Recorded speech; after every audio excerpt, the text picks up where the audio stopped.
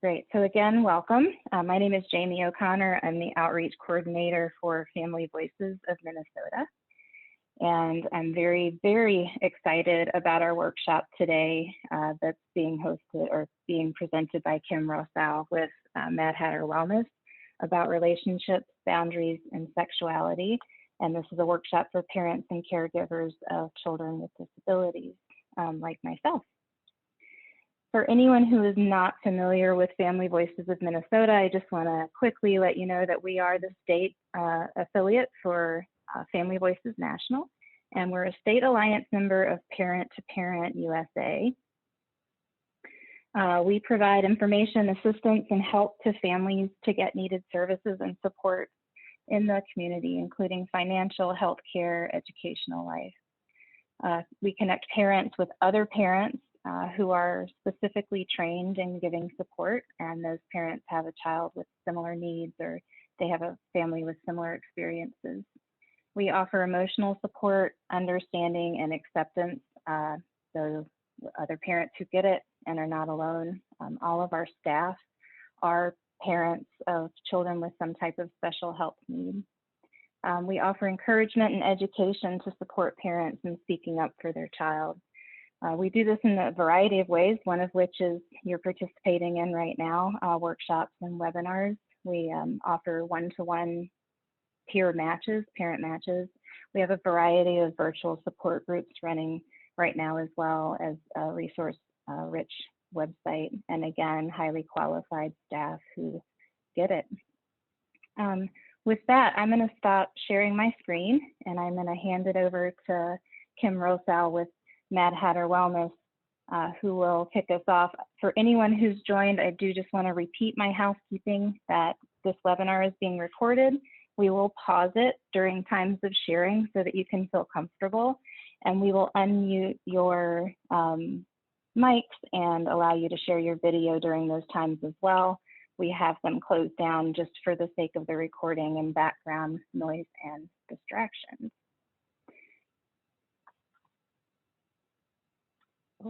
So Kim Rossow with Madhatter Wellness, do you want to do your very thorough introduction and get us going today? Yeah, I do. I'm going to start by sharing my screen, so also deal with me 1 second as I move my different boxes around to different screens and can share what I want you all to see. Let's see. All right, Jamie, are you seeing my slide? I am. Okay, good. Well, hi everyone. I'm Kim Rosso, as she said, with Madhatter Wellness, and I am a parent of a child with a profound disability and 2 other kiddos as well. And I've also been doing reproductive health education for over 20 years. So I come to this with a few different angles on this topic today, and I'm just going to breeze through some introduction. I'll talk more about my experience with kiddos with special needs in a little bit too, but at Madhatter Wellness, we do a few different things. We really focus on wellness, and mindfulness is really the 2 focuses. So we have the Sexuality for All Abilities program, and that is what I specialize in, is supporting parents or caregivers of people with disabilities. But also we have a yoga program that's called the Power of Me.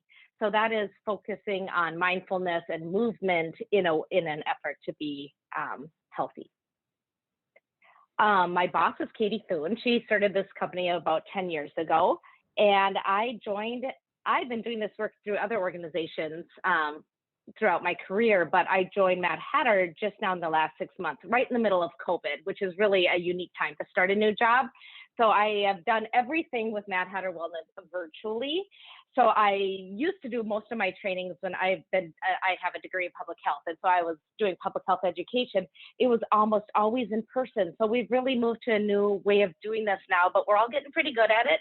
And I know all of you, many of you are parents or caregivers or educators. So you're probably multitasking right now and making lunch and, trying to do other work. So we're all getting good at doing this. So I'm glad to be here today.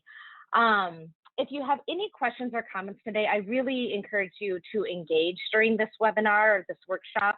This doesn't have to be me just presenting for the next hour, but I know with the number of people on here, on this call, and with the wide variety of experiences, that might be a little bit how it goes, is that I'm just going to keep presenting. And I know that Jamie will be watching the chat function for us. So you can enter anything you want into the chat function. She will interrupt me to ask questions that you ask. If you'd like it to be anonymous, you can do that when you enter the chat function, and just make sure your question goes right to Jamie O'Connor. Let's see. And then at the end, we will try to make time to have some more open conversation. And you will also see soon that I'm available for more one-on-one calls and workshops and ongoing support meetings that I host virtually every month. So there's other times to get more questions answered if we don't get to them today.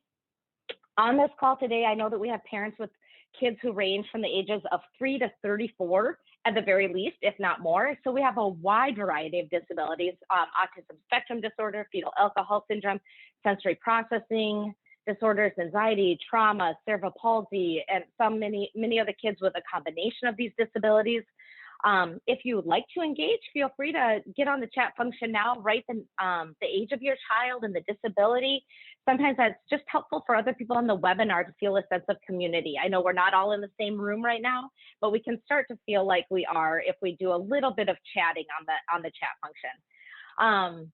So like I said, this webinar will have to be a little bit of an overview given the diversity of the people on this call, but I'll give you some background information, talk about the key messages that we want to send to all people at all ages and stages, some very simple lessons that you can use in your own home using scratch sheets of paper. I'll give you some ideas for products you can buy if you want, things you find on Google, things you find on the Madhatter website. There's a ton of resources out there. And I know some of you are coming at this with a 3-year-old. You may be new to this and thinking, where do I even begin? I've never had to have this conversation. Some of you are in the middle of puberty and you're dealing with complicated issues around growing bodies and changing brains and masturbation and things that are just kind of becoming really a big part of your life that you didn't really expect suddenly. We have people with adults with disabilities on this call. So maybe they're looking at long-term relationships or housing options or group home policies around sexuality. So there's so much to talk about. So we're just going to do what we can today. I wish I had a quick solution in a 1-hour workshop to tell you this is all going to be easy. If you just pay attention to this workshop, it's not going to be a problem. You're going to handle this conversation well, but as you know, as parents, that's probably not the case. It is a complicated topic and it's a lifelong process. So let me jump into, let's see. Okay, so now I'm showing you a few pictures of my family and tell you a little bit more about me and the experience I bring to this call. I know you're here because you're a parent or caregiver of a loved one with a disability, and I'm here because of that. And I bring this passion to my work. I started doing reproductive health education back when I was in my 20s, but it was about 14 years ago that I became the mom to the little guy in blue there. That's my Tyler. He has Angelman syndrome, which maybe someone on this call has this as well. It's a chromosomal deletion that causes a really complicated set of medical and behavioral sensory processing, severe cognitive and communication development. He's nonverbal. He uses some basic signs and gestures and his talking device with Proloquo to go. So I have that experience of raising a child who needs intense supervision, intense support, hands on his body for everything he needs done to him. So I bring that to the table if that's something that you are also experiencing in your house. And those are things I can talk with people about on some strategies that have worked, and we can brainstorm together strategies. I also am the parent to 2 other kiddos, and I know what it's like to raise a complicated family. My 7-year-old and the 11-year-old deserve my time and attention, and I can see how disability has sometimes become all-consuming in our family, and I wish it wasn't. I don't want it to be like that. I suspect others of you are in the same boat. You try to give everyone the attention they deserve and need, but sometimes disability lays on top of all of that, and it can get really complicated and really affect your family dynamics. I share one of these pictures because I can see my 11-year-old in there, who I call my safety patrol officer of the family. He has watched us be so careful raising our Tyler that he, in almost every picture of my kiddos, he's looking at Tyler to see if Tyler's okay and doing what Tyler's supposed to do. And then I have a 7-year-old who's just like the family clown, and he's a super playmate, but he's definitely learned that if he wants attention around here, he's going to be loud. So, or he has to be loud. So he's learned to be loud. So it can get complicated. And I'm just sharing all of this to again, to say to you that I get it. I get that when you're raising a child with disabilities, that everything requires extra steps, extra care, extra work, but so often it comes with a unique and extra payout. And so I hope that's true when it comes to this topic too, because this can be kind of a scary topic for some people. So I want to say this is a non-judgmental space. It's a safe space. I sometimes share a bit about my family and especially my experiences with Tyler, which can be a boundary issue. I haven't quite figured out how to fully separate my work and home life because they really have on purpose come together.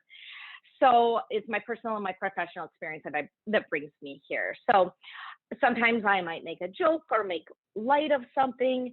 Just please know that comes from a place of trying to normalize this conversation, not from a place of taking away the dignity of my child or of my family.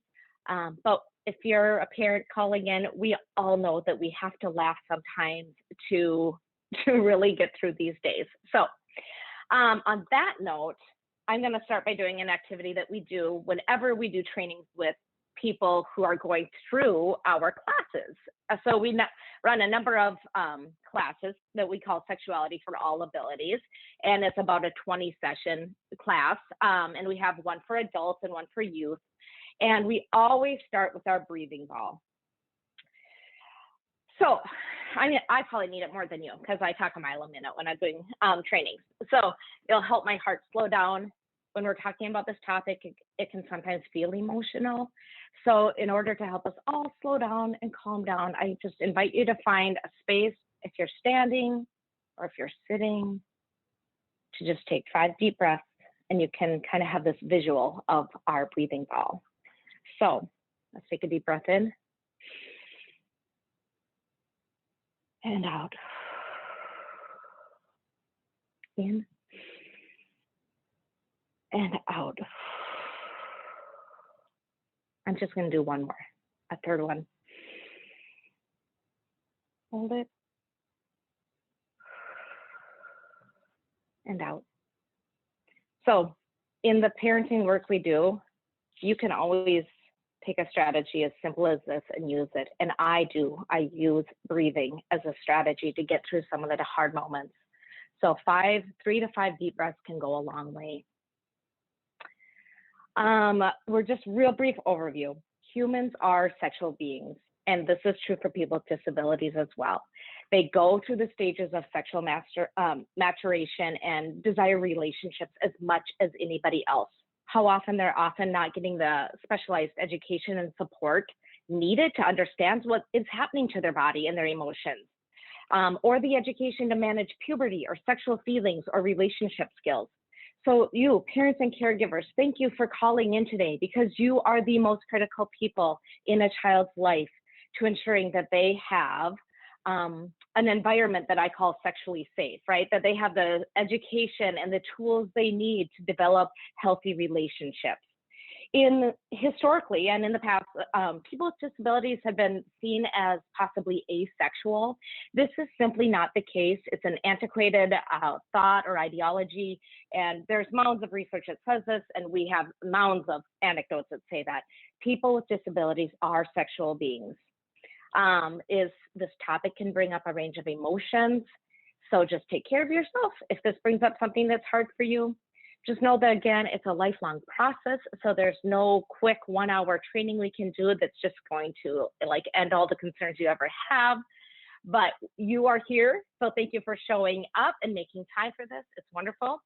And know that none of us are perfect. So if I say something wrong today, or if it just comes out funny, please excuse me, and know that when you're parenting, If you're anything like me, you're going to make mistakes and you're going to try to do it better the next day.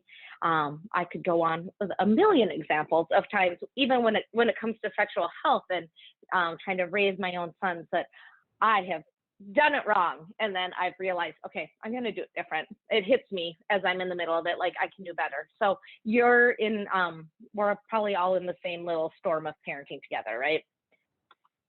So when we're talking about sexuality, we're not just talking about sex.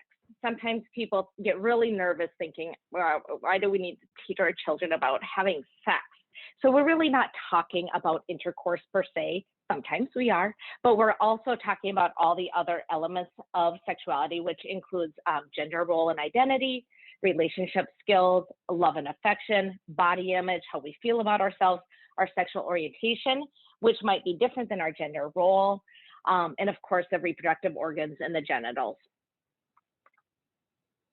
I hope after this call, you'll leave feeling a little more comfortable. That's one of my main goals in my work, is that you increase your comfort around this topic, that you feel supported in what you're doing, that your peers are with you in this conversation, that you have professionals you can turn to. I hope you leave with a couple strategies. I really think you will, because we have some really simple things that near the end that I'm going to share with you that you can do at home.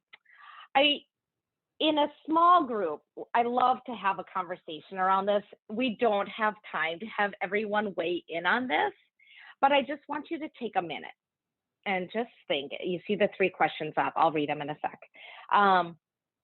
Think about this, because your experience growing up is, of course, going to inform your parenting. And so I want you to think a little bit about, what was your experience with sex ed growing up? Did anyone in your family talk about it? Did anyone at school talk about it? Did you learn most things from your friends, or from reading the Babysitter Club books, or from finding pornography somewhere at a friend's house, right? How did you learn about sexuality, and how did it inform your view of sexuality? So you can just ponder that. We'll jump ahead. The history of sexuality education for people with disabilities is pretty dismal, but we are past that. And so I'm not going to focus a lot on the history of that, but it wasn't until the 1970s that the disability field began to focus on the right to and the need to provide a sexuality education and the right to date and marry. So, I mean, doing the math, a generation ago, kind of the generation I was born into, people with disabilities weren't necessarily seen as having the opportunity to date and marry and form lifelong relationships. We know better now, and we are going to do better when we all work together and when we're all willing to talk about this. So there's been a lack of education, and there still is. I mean, we know that kids in school get some sexuality education, and many teachers are trying very hard to bring in comprehensive sexuality education to their classroom.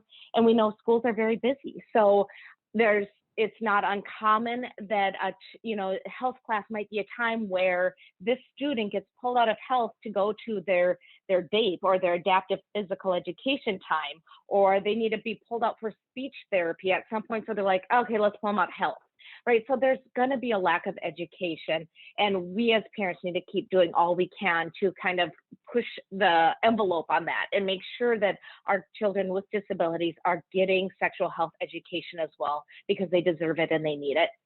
There's, a long history of stranger danger prevention and sex ed as abuse prevention. Instead of being proactive, it's been reactive. We really want to get on top of that. We don't want to just start talking with a young adult with disabilities after something bad has happened. We want to be addressing this from early on and from the very beginning. Hidden curricula and informal curricula, those are the things that we are supposed to know, things that we might learn growing up by just being around other people or being with other friends. I grew up going to slumber parties and talking with my friends about these issues, or you're reading magazines together. Well, if I compare that to my son, who never is with a friend without an adult supervisor, his experience of understanding from his friends the informal and the hidden curricula is going to be extremely different than mine, right? So this is, again, one more barrier that can get in the way of sexuality education.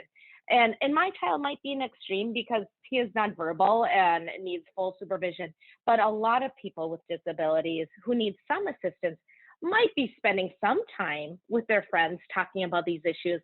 But if their friends are uninformed, or if they're not able to go to as many outings with their friends, they're not going to get this this information that we might have gotten growing up. Okay, I'm going to stop sharing because we have a poll to do. So let me try this.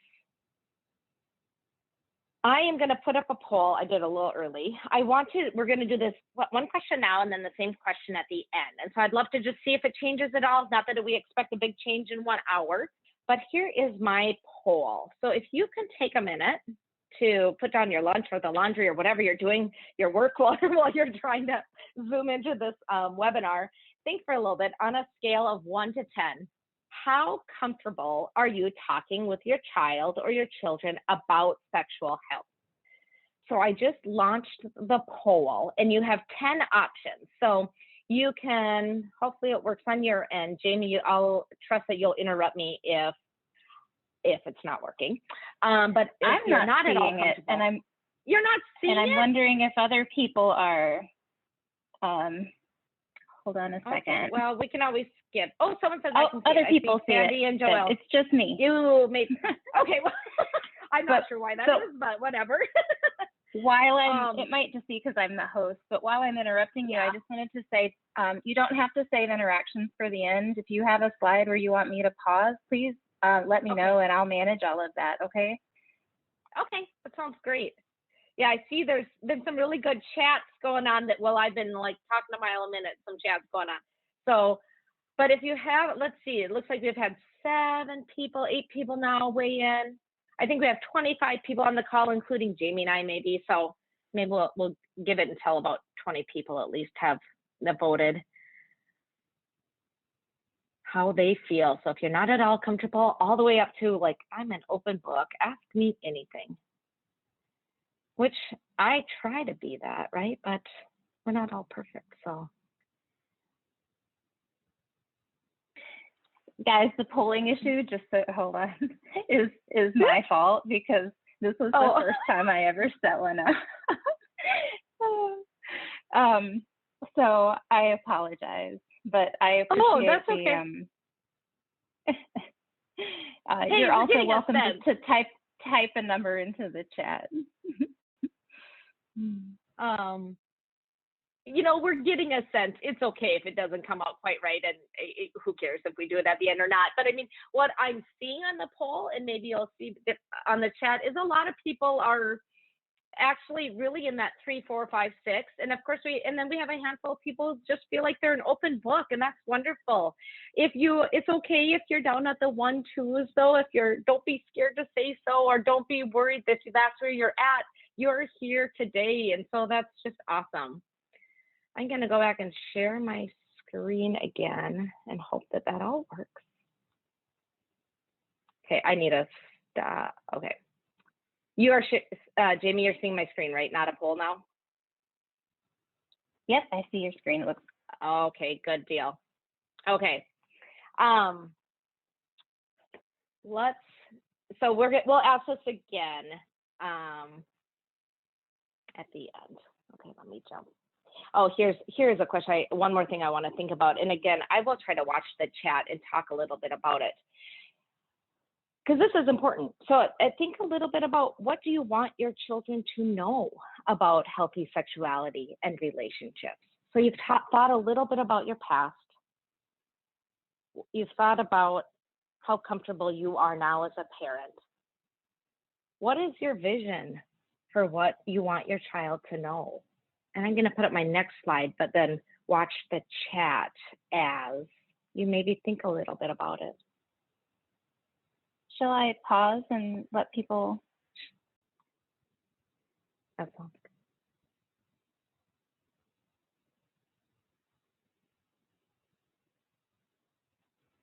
And Okay. we are back recording. Okay. So purpose, joy, dignity, and choice. Those are some words that we can use to just kind of center our thoughts and maybe our vision and our dreams around when it comes to this topic as well. So now we're going to kind of dive into some of the stuff that we really like, the core of what we want for our kiddos when it comes to training them and how to, how do we do this now? Like we talked about the background and our vision and all that, but how do we do this? So self-advocacy and self-determination.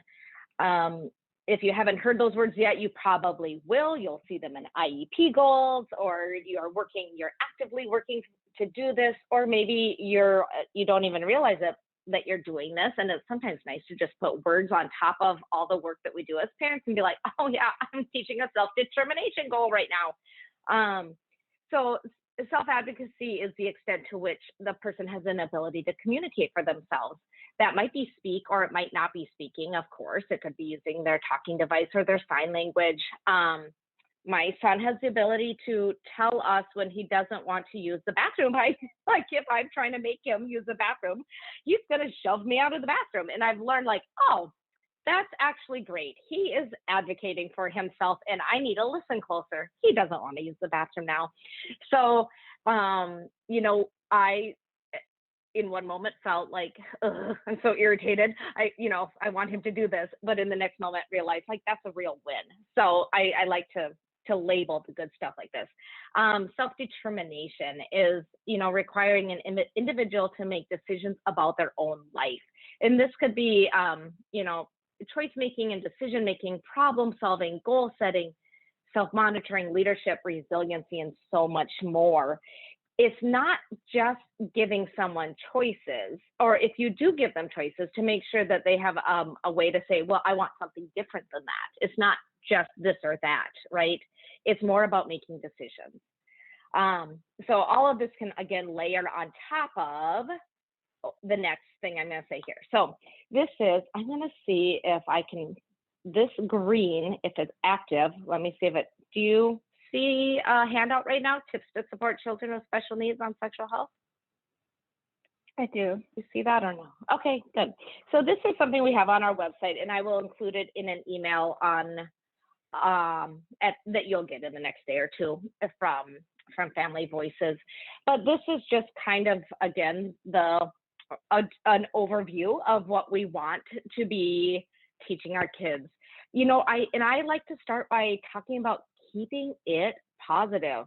And in fact, I'm going to take this, I'm going to shut that and go back to this, because that is actually an outdated one I linked there. So I have changed it since then, because I put at the top of it to keep things positive. So often the messages around sexuality are based in fear and shame. And I don't know if you're in your 40s or 50s or 60s or even 20s and 30s, and you're here as a parent, you probably had sexuality education that was revolved around not getting pregnant and not getting an STD. And that was like the most important thing they could have talked about. That's really not actually the most important thing. I mean, that is certainly an important message and certainly material that our children need to learn, but that doesn't have to be the most important thing. So when you're talking about sexuality, to keep it positive and focus on how sexual development is normal, it's healthy, and that you start with that and lead with that when you're talking with your children. Sexual development allows our body to turn into an adult, and it helps us lead towards special relationships, which are a real source of joy and pleasure. So again, imagining the long-term goals you have for your child when it comes, think of your child when they're in their 20s or 30s. What are your goals? Joy, purpose, dignity, and choice. How do we get there? Well, we don't get there by talking about all the bad things that can happen if you start dating someone. So we want to lead with a positive message. We do need to teach appropriate terminology. Calling something your woo-ha or whatever is not going to help your child talk to you about what's going on with their genitals or their reproductive organs if they've never This also means for a nonverbal child, making sure they have access to learning that body part name on whatever communication device they have. So it's not uncommon that my son Tyler is going through his talker and all of a sudden we hear penis, penis, penis, penis. And you're like, okay, we get it. Yeah, we get it. You have an elbow and a head and a wrist and a penis. Okay. But it's important to me that that is on one of his very accessible screens, especially as he's going through puberty. And we're going to need to talk about this more and having some boundaries. So make sure you have a way to communicate about terminology. Talk about puberty. Of course, puberty is confusing time for everybody. Most of us on this call have been through it. It's not easy time. And then imagine how confusing it could be for a child with disabilities. Our brains are changing so much during puberty. Our hormones are changing. And I won't get into the brain development too much right now, but David Walsh is an author and speaker who talks about brain development through adolescence. And it's fascinating. And it's so interesting to hear about the surging of hormones that can kind of consume the brain during puberty. So at times, if you think, oh, it seems like all my child can think about is, or like if you're a teacher on this call, all my students can think about is sex. Well, that's probably true in that moment. That is maybe all they can think about right now, because that is really developmentally normal for them. The next strategy, I guess, for talking about this with kiddos, or all ages, I should say, is to teach the rules. Rules help most people, and they can be especially useful for people with disabilities. Rules around, for an example, what is a private space? It's a place that belongs to me. It's a place where I'm alone, and it's a place where people can't see you. So having a rule around what is a private space, what is a public space, what are the rules around consent, what are the rules around hugging. And we're going to get more into consent and hugging and touch and that stuff too. But just again, lay over all those topics to help your person you're training know the rules around the topic at hand. It's really important to talk about body rights. In all the trainings that we do, one of the main messages we want people to leave with is that my body belongs to me. No one has the right to touch me unless they ask, and that I say it's okay. So I'm teaching that in my house, of course, and I am proud when my 7-year-old brings it up and says, we're going to the doctor today. She might have to look at my penis, but she's going to have to ask for permission, and you're going to be there, so it's okay. Yeah, okay, right. He knows the rules around this, and he knows his body rights. This becomes really important when there is a person who requires self-care, or requires assistance with self-care and daily living skills. So a person who's going to, for much of their life, if not all their life, needs someone touching their body to take care of them. We still need to teach that person and the care providers that consent is required before you touch somebody's body. So an example of this might be asking the person, can I take you to the bathroom now? Can I turn on the shower now? Can I help you take your shirt off before you get in the shower? It's time to wash your private parts. Let's wash your butt. Is that okay with you right now? And asking them to be a part of it and to have some advocacy and self-determination skills as you go. To encourage assertiveness and appropriate non-compliance. So to teach our kids that they can say no. And of course, we don't like it when our kids talk back to us. We're all parents dialing in, but we need to teach our kids how to say no. And that means they might need to practice with us sometimes saying no, and we need to listen to them so that they know that their way of saying no, or no, that's how my son says no, is like, I need him to know that's powerful and that his voice matters. And so I need to listen to that. Teaching how to tell, make sure I'm going through all these. Teaching how to tell. So who are the people in a person's life that they can come talk to? A good goal is to always have your young people know 5 people they can talk to, and at least a couple of them being people outside the family. So if there's an emergency or they need to talk to someone about something that's embarrassing and they can't come to you, they can't go to the other parent, they don't want to talk to their grandma about this, well, who are the last two people? They need to have somebody they can go to when at all possible. I do recognize on this call that some of you are saying, well, that doesn't apply, because frankly, I feel the same, like with my son with Angelman, like, well, that doesn't apply. He is only going to be able to communicate with people who truly know how to listen to him. And that is a very select group of people. It's our caregivers, some people in our families, and his dad and I. So, on all of these topics, we do what we can. And I just want to know that my heart's with you if some of this seems like, oh, wouldn't that be nice? But we're still going to do what we can, and there's still ways to dive into these topics. So, of course, using repetition and repeating ourselves, that's like all parenting, right? Okay. And using teachable moments. I'll share a story about teaching consent with my nonverbal son. He's a really huggable guy. He loves to hug everybody. He doesn't have very good boundaries. We're really working on that. And he was starting to he hugs his parents all the time. He wants to hug teachers, but they're trying to have some boundaries. But he was wanting to hug his cousins all the time, but they're littler than him. So he's coming at them with his 14-year-old growing body, about 100 pounds, wanting to hug them. And I could see in the cousins' bodies, they're starting to get scared. He's just too big to be coming at him. And so I just stopped everything we were doing. I was like, Tyler, we have got to teach you how to ask for a hug. So we sat down and I said, when you want a hug, we say, can I have a hug? And then so it was in the moment. I didn't wait till, it's not like before bed is a story time that this is going to mean anything. So using the moments when they happen, I drilled, can I have a hug? And then I modeled it. And then I showed him on his brothers. And I just drilled it about 10 times and asked him, can you ask me for a hug? And suddenly he was asking me for a hug with new sign language. So we just have to find the moments. Role playing is a strategy that can work with some kids. I recognize it won't work with all kids, but if you have a kiddo who can do some role playing, I encourage you to think about healthy scenarios to role play, to not role play things that you don't want to happen, because that can get very confusing for some kiddos. So we're going to role play things that are healthy. And I have some tools for that I'll get to. So I'm going to kind of move along so we can get to those.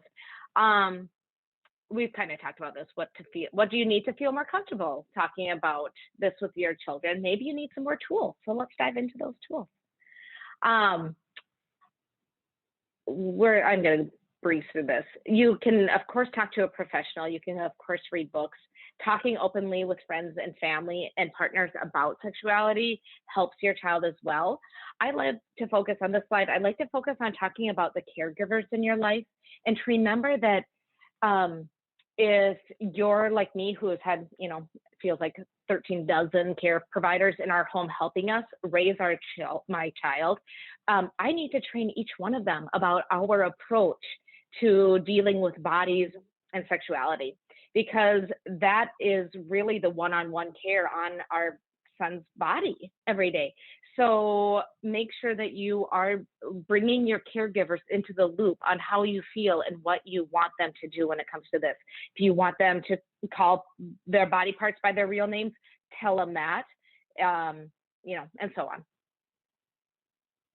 Let's see, sample activities. This is some of the fun stuff. Okay, so this is, yes, the people in my life. I'm going to toggle between this and then this. So these are two simple tools that we use all the time in our classroom settings, but you can use them at home. You can do them with a pretty worksheet like this, but you could also probably make this up on your own on some scratch paper too, right?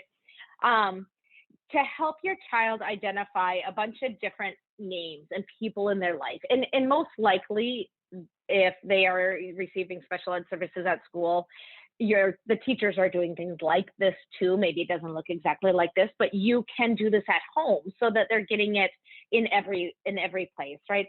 So helping the kiddos realize who is in my family, who are my friends, who's my romantic partner, and what does that mean? So a romantic partner is not Taylor Swift. Taylor Swift is a superstar who a lot of people might have a crush on, but that is not your romantic partner. A romantic partner is somebody who you have who is consenting, and both of you agree that you're romantic partners. Professional relationships. So your teachers, your bus drivers, your doctors, all the people in your life who might be doing a service for you are not your friends. You're going to have a different relationship with them. And then also, who's in the public, the, safety patrol officer, or the, the firefighters, the Target workers, who are people in the public.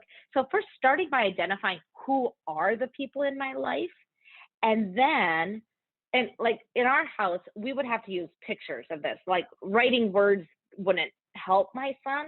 So I mean, I'm sure many of you are in the same boat. You might need to use an actual picture of somebody to help learn who these people are, and then to think about what kind of touch is appropriate with these different people.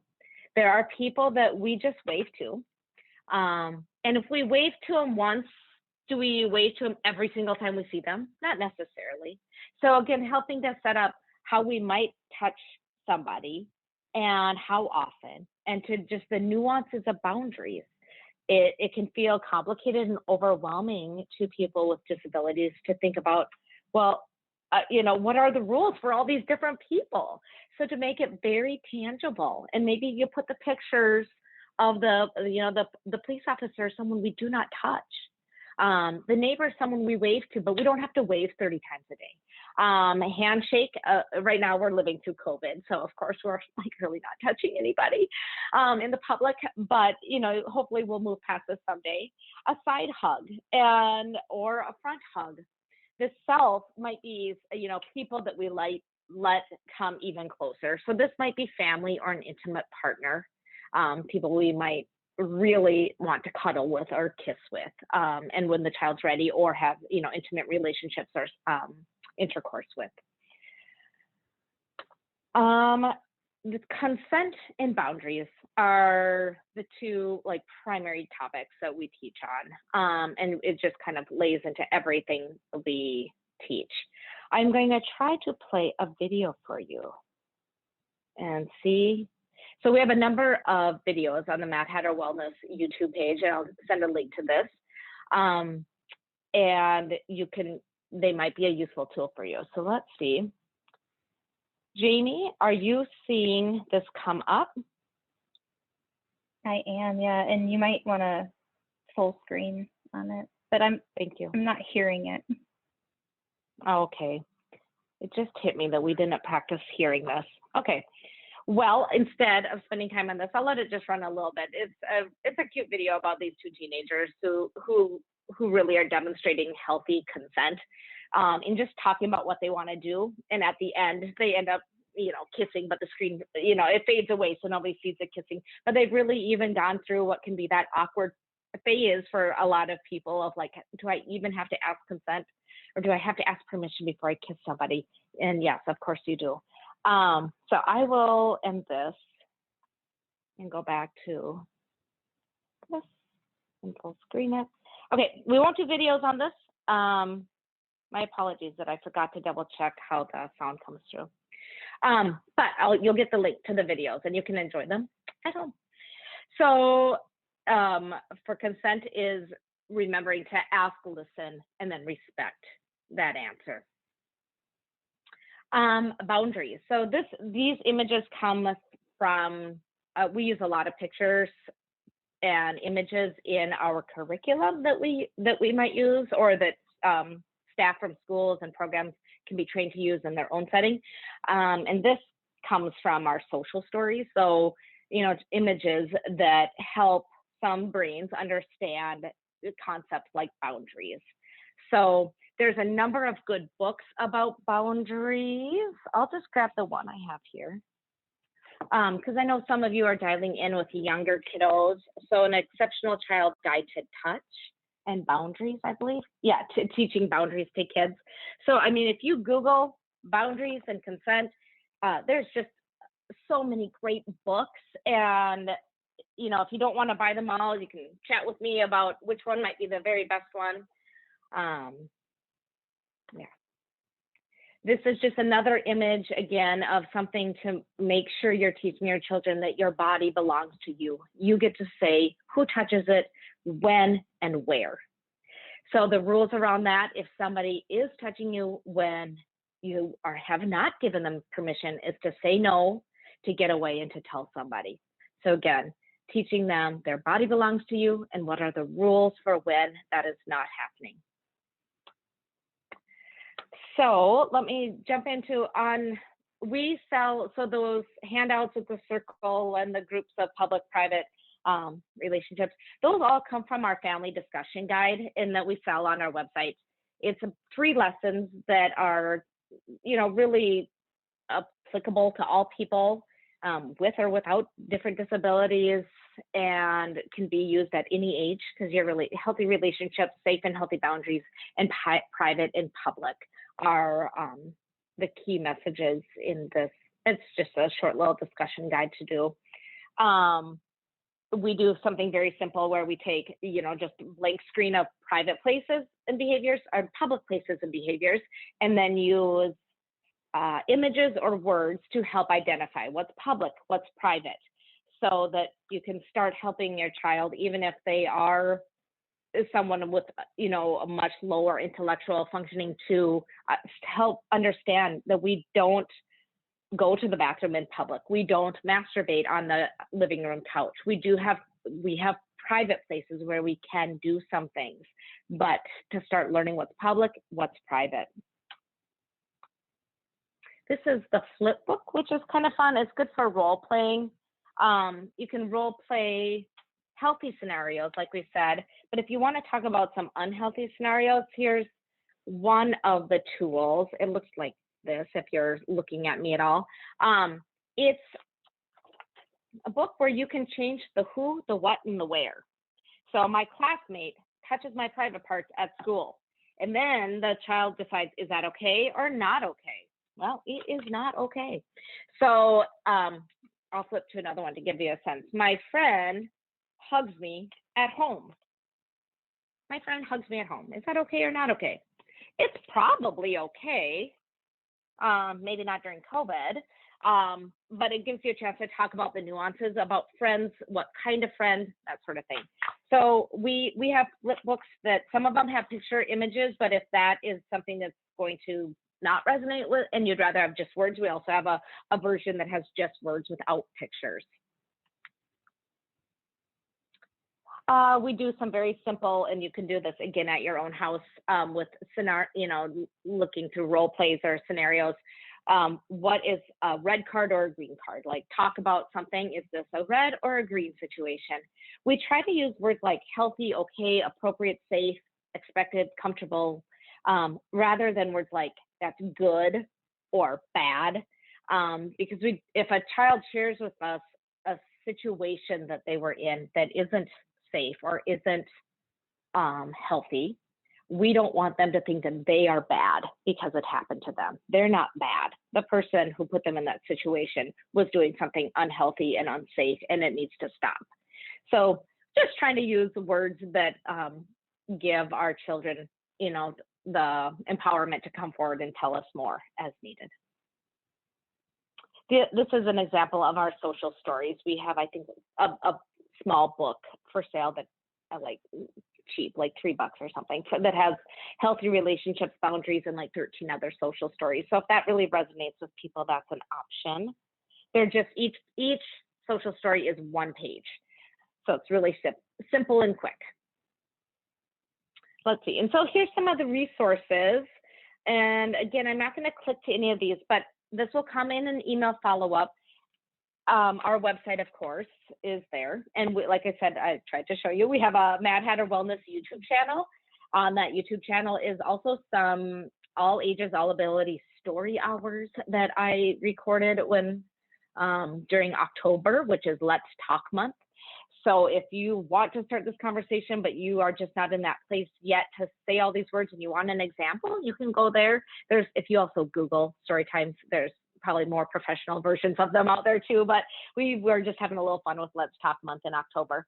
Amaze, NCIL, and Scarlet Teen are really great websites. Amaze and Scarleteen are really great for puberty, teenager issues. They're really friendly and accessible to teenage minds, and kind of fun, and cover all the topics you could ever think of. So if you really just want to dive in deeper in kind of a fun and engaging way, those are two great websites.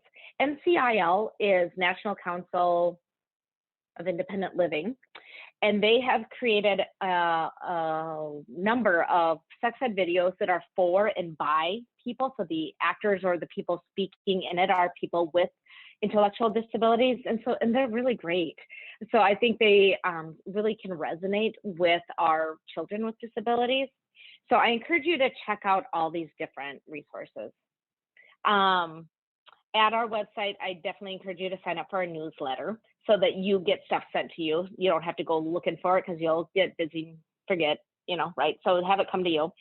And I really want to tell you about a conference that is starting next week that I invite all of you to come to. It's free and open to everybody. We on our website, we have a suggested donation, but that's not even necessary. It does help us cover the cost of a kit that we send out. This is our list of, I think, 17 events that we are hosting next month, really designed for people with disabilities. And we are so super excited about them. We're able to do this through a small grant we have through Minnesota Department of Health and Human Services. And some of them are social events, some are more information. We're doing like a preview of our class, Heart of Relationships. So really doing the class for people who might have intellectual disabilities. We have a parent support, on the list, and every month I do a parent support Zoom call, which is less formal than this, more of a chance to say like, well, I heard you speak a little bit, but I really want to talk about this issue or that issue. And we can really dive in and just like talk, whoever dials in for that. So we do that every month, but of course we're doing it in February too. We have a support call for educators. I do believe there are some educators on this call now. So if you are doing virtual sex ed, I definitely encourage you to dial in then, and you can register for all of this on our website. So yeah, we're just doing a month-long conference, and it's going to be great. We hope to have up to 100 people zooming in on the different events that we're hosting. So it's going to be really fun. Let's see. I don't know. Do you think we can poll again? Do you think it's possible, Jamie, or should we scrap it?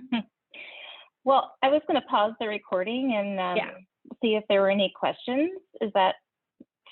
Yeah, we're definitely at a point where I'm out of slides other than just that's what I asked questions. So yeah, let's stop and open it up.